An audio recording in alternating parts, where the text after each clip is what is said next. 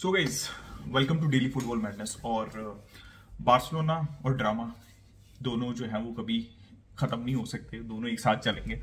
अब मेसी के ऊपर तो बात करेंगे, obviously we have to discuss about Messi. लेकिन सबसे पहले जो है वो बात कर लेते हैं आंसू फाटी के ऊपर और बोरी फाटी के ऊपर, जो कि उनके फादर हैं। उन्होंने ऑब्वियसली एक इंटरव्यू दिया। सबसे पहले तो मैं ये चीजें इंटरव्यू के ऊपर डिस्कशन करने से पहले ये चीज क्लियर कर दूं कि यार देखो, ये एक उसका आंसू फाटी को बहुत ज्यादा हेट मिल रहा है। ऑब्वियसली वो उनके रिप्रेजेंटेटिव हैं और वो उनको रिप्रेजेंट करते हैं, आंसू फाटी के ही वो फादर हैं, बट ये उनका पर्सनल ओपिनियन है। तो मैं अब एक चीज बहुत पहले ही क्लियर करना चाहता हूं कि उन्होंने जो उसके फादर है आंसू फाटी, उन्होंने इंटरव्यू के दौरान ही ये बात एडमिट की है कि उसके जो उसका सन है उसको पता भी नहीं, आंसू फाटी को पता भी नहीं है कि वो इंटरव्यू दे रहे हैं या फिर ये बातें बोल रही हैं। तो वो एक उनका पर्सनल ओपिनियन है जो कि आंसू फाटी को अफेक्ट कर सकता है या कर रहा है। लेकिन सबसे पहली बात ये कि आंसू फाटी का या फिर जो उनके मेन रिप्रेजेंटेटिव हैं, जो उनके एजेंट हैं, ये उनका ओपिनियन नहीं है, ये उनके फादर का पर्सनल ओपिनियन है। लेकिन हमने फुटबॉलिंग वर्ल्ड में देखा है कि इस तरह की चीजें नेगेटिव इंपैक्ट क्रिएट करती हैं किसी भी प्लेयर के लिए। अननेसेसरी क्रिटिसिज्म उनको फेस करना पड़ता है, चाहे वो मेसी के भाई हों। ऑब्वियसली आपने देखा होगा कि उनका पर्सनल ओपिनियन था जिसकी वजह से उनको फेम तो मिला थोड़ा सा, लेकिन मेसी और बार्सिलोना का रिलेशनशिप खराब हो सकता था या हुआ भी उस पॉइंट के ऊपर, और फिर स्टेटमेंट भी देनी पड़ी दोबारा और अपोलोजाइज करना पड़ा। इसी तरह रोनाल्डो और उनकी सिस्टर का चलता रहता है और उसका क्रिटिसिज्म जो है वो रोनाल्डो को फेस करना पड़ता है।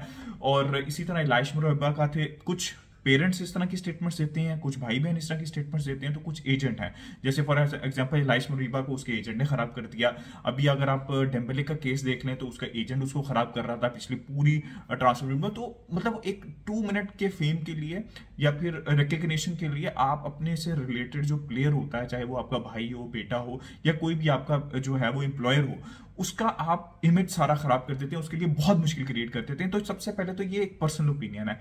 अब क्या जो इंटरव्यू दिया उस पे मैं एग्री करता हूँ या डिसएग्री करता हूँ?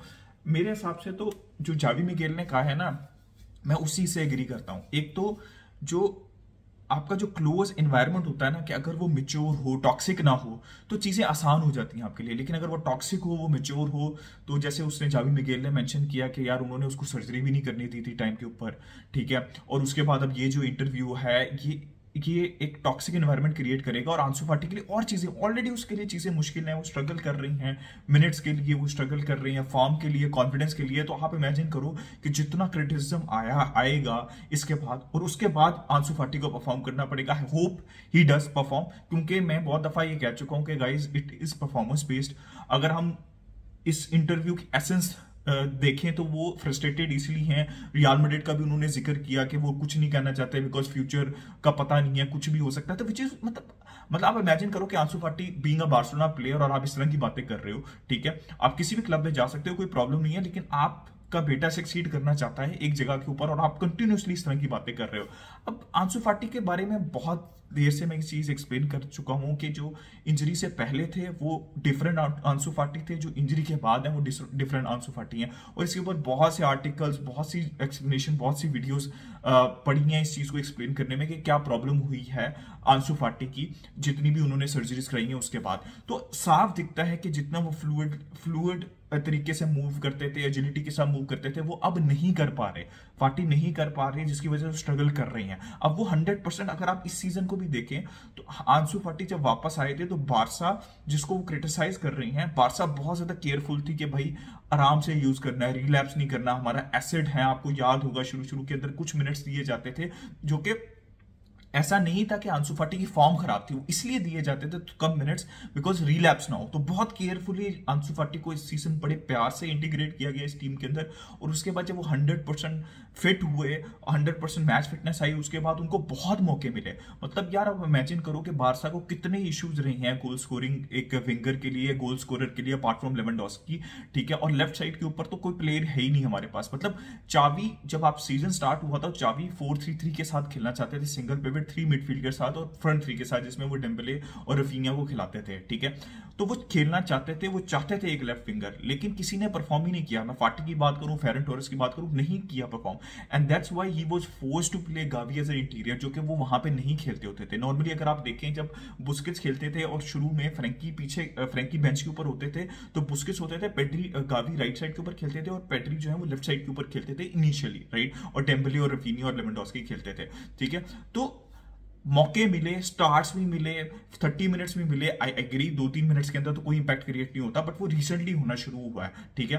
तो आपने, रियलिटी ये है कि आंसू फाटी ने परफॉर्म नहीं किया, ये रियलिटी है सबसे बड़ी, जो कि उसके फादर को एक्सेप्ट करनी चाहिए। और आई थिंक आंसू फाटी भी चीज को, I know you are disappointed as a player, लेकिन आपने परफॉर्म नहीं किया। आपको बहुत से मौके मिले, इतनी इंजरीज थी, आपको लेफ्ट विंगर खिलाया गया, आपको इन्वर्टेड विंगर खिलाया गया, आपको फॉल्स नाइन खिलाया गया, कि लेकिन आपने वो इंपैक्ट क्रिएट नहीं किया। अब मैं ये बहुत दफा बात कह चुका हूं, लोग कहते हैं कि वी हैव टू बैक आंसू फाटी। भाई हमने बैक किया आंसू फाटी को, हमने 3-4 साल से कोई प्लेयर साइन नहीं किया, लेफ्ट विंग नहीं किया हमने लेफ्ट विंगर साइन, क्योंकि आंसू फाटी आएंगे। आंसू फाटी जनरेशनल टैलेंट है, वो अभी आएंगे, वो अभी आएंगे, वो अभी आएंगे, और वो सीजन आए, फुली फिट रहे, लेकिन वो परफॉर्म या इंपैक्ट क्रिएट नहीं कर सके। अब मैं, बहुत लोग कहते हैं यार वो विनीशियस भी नहीं ऐसा किया। भाई विनीशियस ग्लिम्सेस शो करते थे, विनीशियस गेम को इंपैक्ट करते थे। अब उसके फादर ने भी विनीशियस का नाम लिया है, which is absolutely observed comparison. Vinicius games को इंपैक्ट कर रहे थे, उनका सबसे बड़ा जो मसला था वो फिनिशिंग था। वो गेम्स को, बड़ी बड़ी गेम्स को इंपैक्ट कर रहे थे, तो वो कंसिस्टेंटली कर रहे थे, सिर्फ फिनिशिंग उनका इशू था।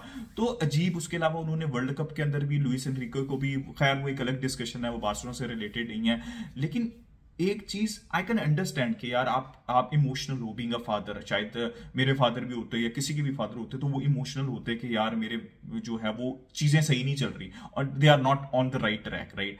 लेकिन ये चीज हाथ आपको माननी पड़ेगी आंसू फाटी को और उसके फादर को भी, कि मौके मिले हैं, he was not able to perform. अब वो बाद में परफॉर्म करें बारसा के लिए अगले सीजन, या इसी सीजन जो रिमाइंडर रह चुका हुआ, या फिर वो बारसा से जाके परफॉर्म करें, तो वो तो वेल एंड गुड है ना प्लेयर के लिए। हमने बहुत दफा देखा है कि प्लेयर जो है वो एक क्लब में परफॉर्म नहीं करते, फिर कहीं जाके परफॉर्म करने लग जाते हैं। तो sometimes it's not meant to be, right.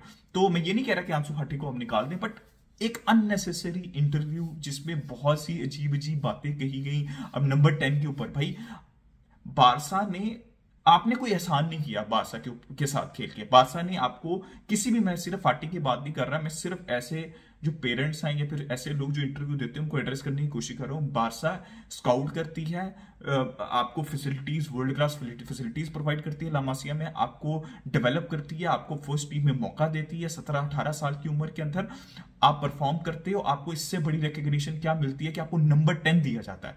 Number 10 के ऊपर, एक्सपेक्टेशंस के ऊपर कौन नहीं उतरा? क्या बारसा नहीं चाहती थी कि अब आंसू फाटी एक्सपेक्टेशंस पे ना उतरे? आंसू फाटी खुद एक्सपेक्टेशंस के ऊपर पूरा नहीं उतरे नंबर 10 की, ठीक है। नंबर 10 बारसा ने क्यों दिया था? बिकॉज वो, उन्होंने, बारसा ने टैलेंट देखा था आंसू फाटी के अंदर, ठीक है।